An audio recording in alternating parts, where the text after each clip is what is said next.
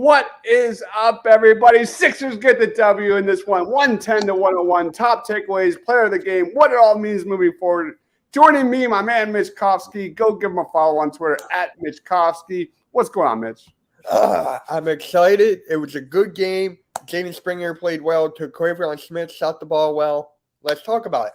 Let's get into it, man, because this was by far a better game than Thursday. I mean, Thursday was an absolute nightmare. They did make a comeback there, but sloppy basketball, turnovers. At one point, they had more turnovers than field goals made. Not today, son.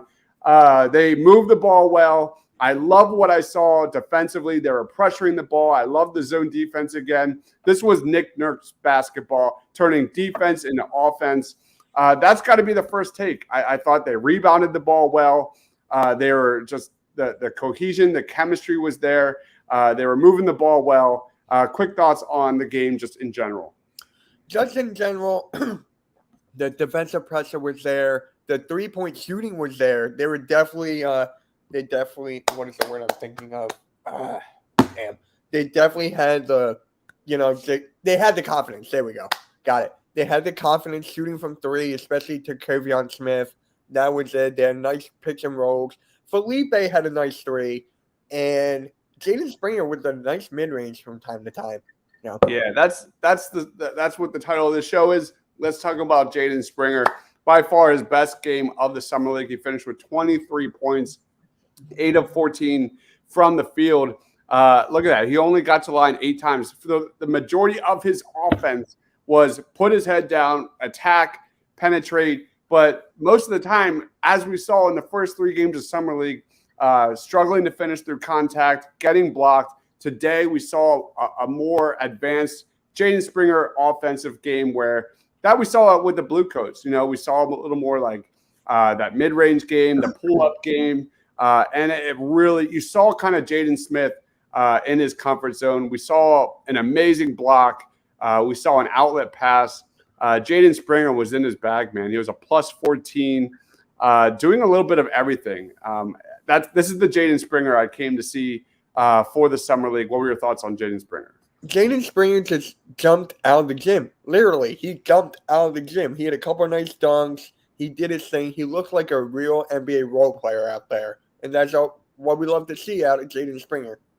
Yeah, because nobody should expect Jaden Springer to be a point guard for the Sixers at any moment, anytime soon. Well, you want to see him mostly drive and kick, playing great defense, hustling, being that energy, being that glue guy as we expect him to be. He was terrific. Jaden Springer, again, great game. Next up, let's get to Jaden Smith, who he's, I think second.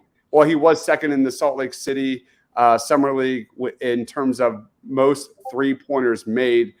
Today, he had 13 points, and he shot 3 of 7 from three-point range. But what you'd love to see out of Turk is how he impacts the game in other areas. Like even when the shot's not exactly falling, his presence defensively, disrupting those passing lanes, it translated and then some. You got to love to see the 3 rebounds. You got to love to see the 5 assists, the 3 steals, the 3 blocks. He did have 3 turnovers, which probably is a Summer League high for him. But Turk was, again, one of the standouts. Any thoughts on Jaden Smith today? For me, it was the hustle and the confidence. Like you see him with the steals, you see him on the defensive side getting him up with the press. Jaden Smith is really developing into a nice 3-and-D guy. So, which I like to see out of him. Good game. Yeah, his feel in the pick and roll. Like, I didn't expect his handle to look this good, but I also didn't expect him to look this active defensively. He's only like 160 pounds wet. He's a thin dude, and he'll grow and get stronger. But my goodness, man, like he had one play where he deflected a pass and got a transition dunk. That was probably the best play of the game. He really has impressive athleticism with the ball in his hands.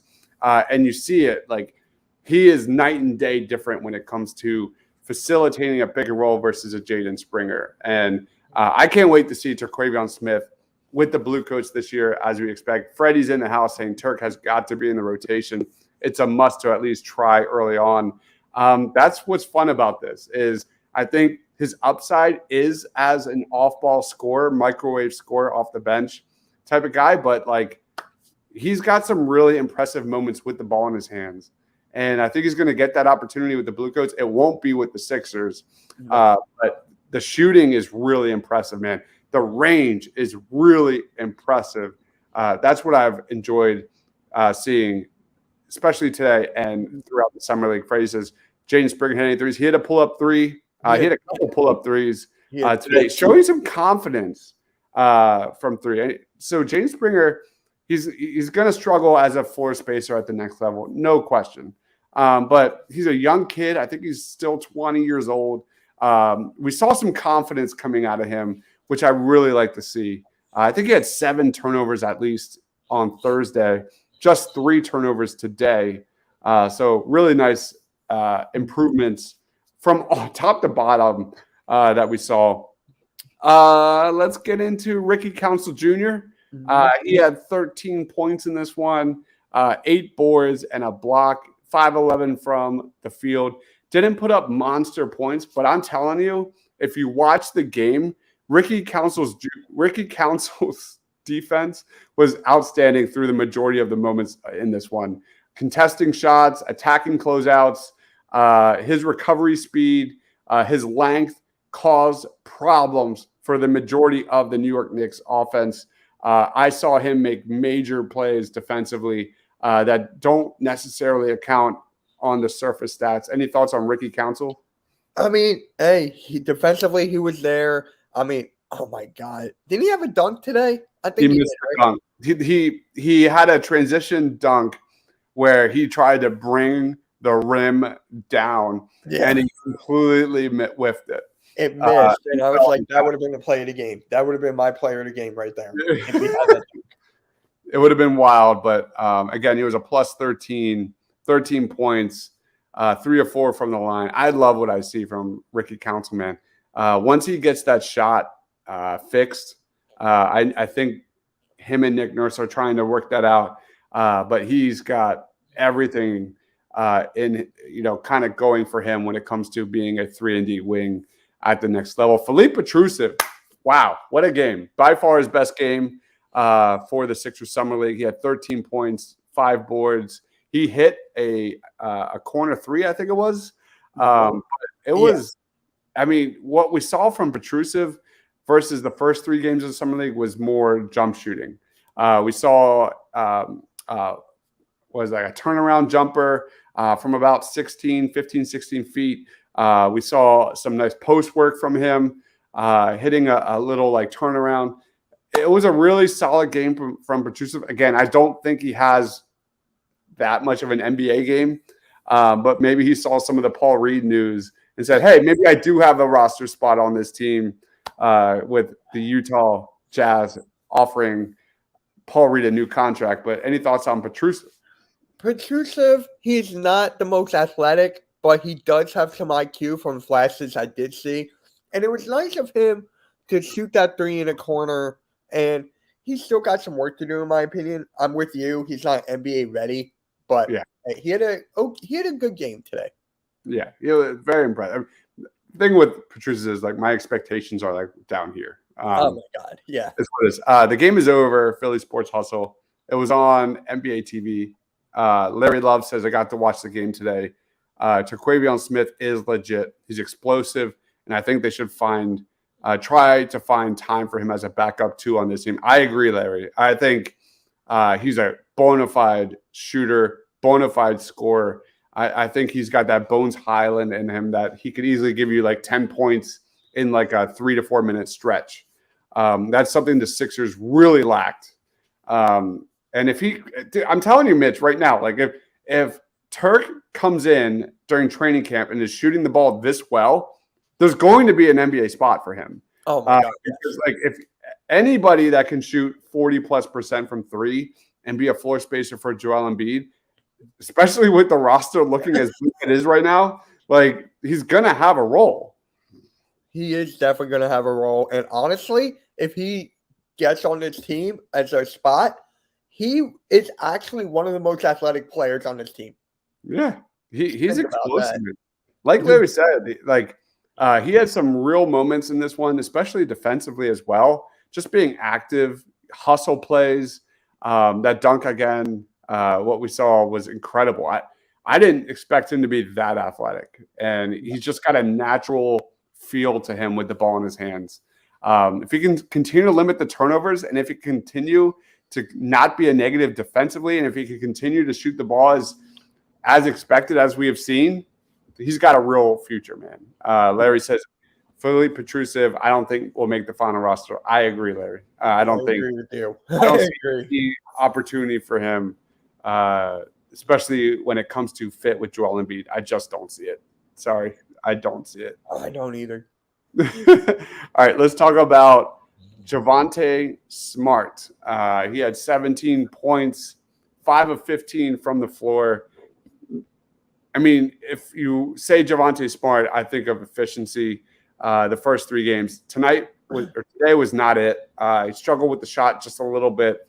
He did have some moments though, kind of stopping the bleeding during some Knicks runs. Maybe that leadership kind of came out in the second half. He did end the game with 5 assists and only 1 turnover. I've been so impressed by Javonte Smart and his upside.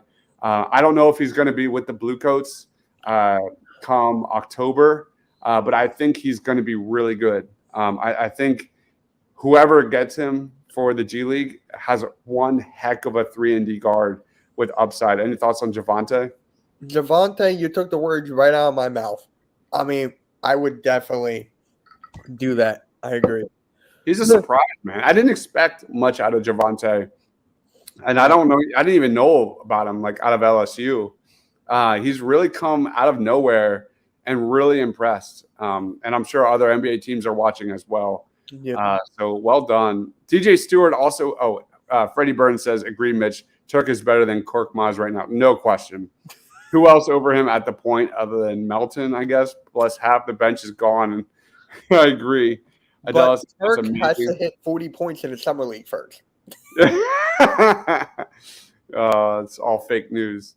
Eagles Uncensored in the house. What's going on? What a good man, co-founder of Hardcore Sports. Well, he is the founder. I'm the co-founder. So nice. Let us know your thoughts on the game. He's a bold and that basically leads us to Greg Brown.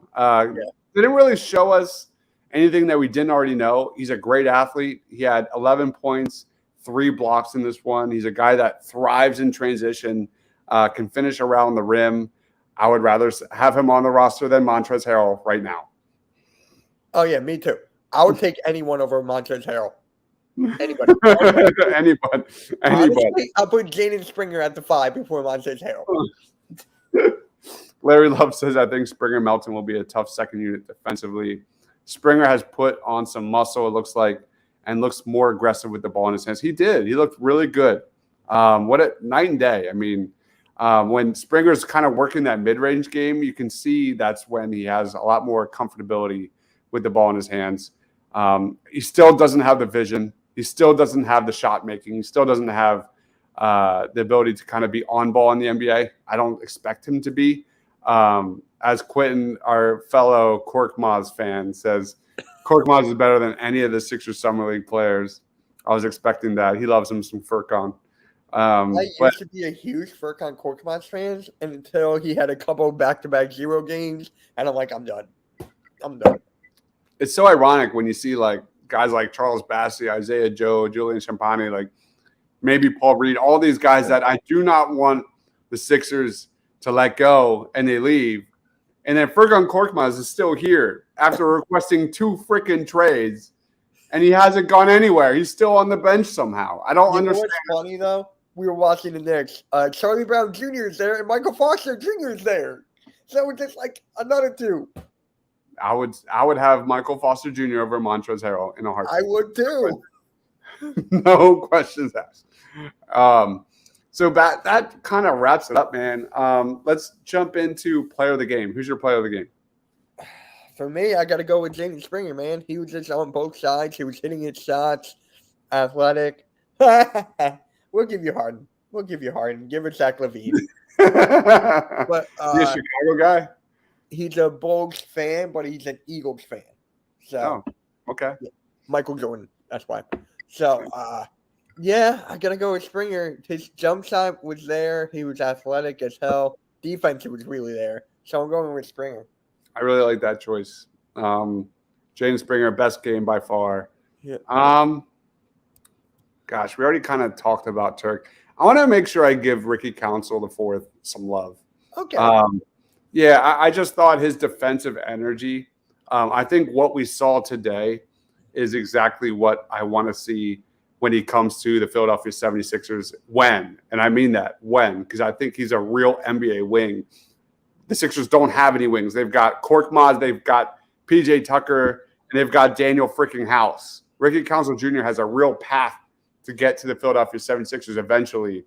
The shot just needs to come around. He did shoot 0 of 2 from three-point range, but I saw that guy contesting so many shots on the perimeter, closeouts, his athleticism, short area agility, length, athleticism, his ability to thrive in transition, man. He's a wing that I think is for real.